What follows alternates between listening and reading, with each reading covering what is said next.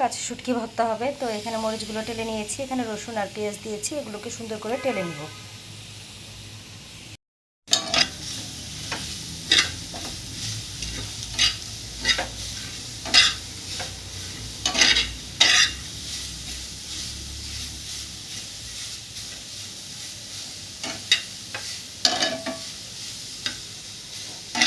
প্রিয় দর্শক, একাধারে মাছ মাংস খেতে যখন ভালো না লাগে তখন তৈরি করে নেবেন, ভালো লাগবে ইনশাল্লাহ। এভাবে করে শুটকি ভর্তা, গরম গরম ভাত খুবই মজাদার।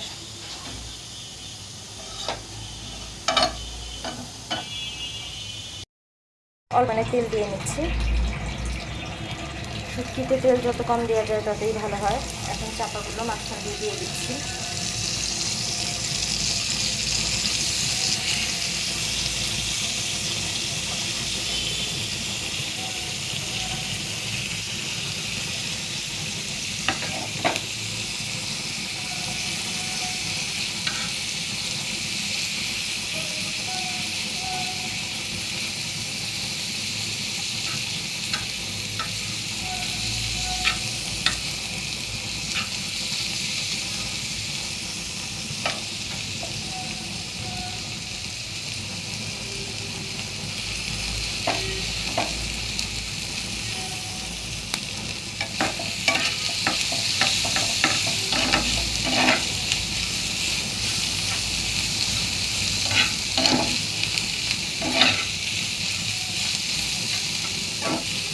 এ পর্যায়ে শুটকি টালা শেষ হয়ে গেল।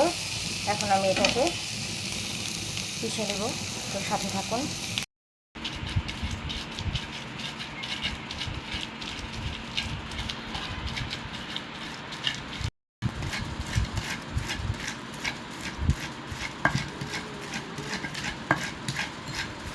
প্রিয় দর্শক, তৈরি হয়ে গেল আমার দারুণ স্বাদের চাপা শুটকি ভর্তা।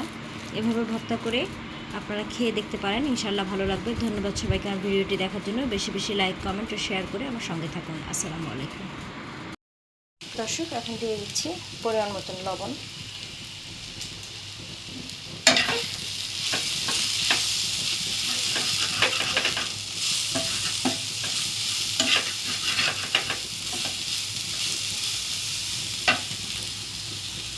গুলো একে একে নিয়ে নিচ্ছি। প্রথমে কাঁচামরিচগুলো নিচ্ছি, এগুলো পিষে নিব।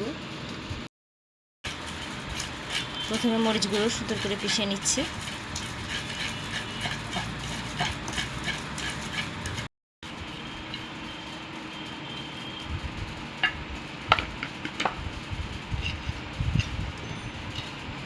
দর্শক, এখন রসুন, পেঁয়াজ এবং শুটকি ভাজা একসাথে নিয়ে নিচ্ছি।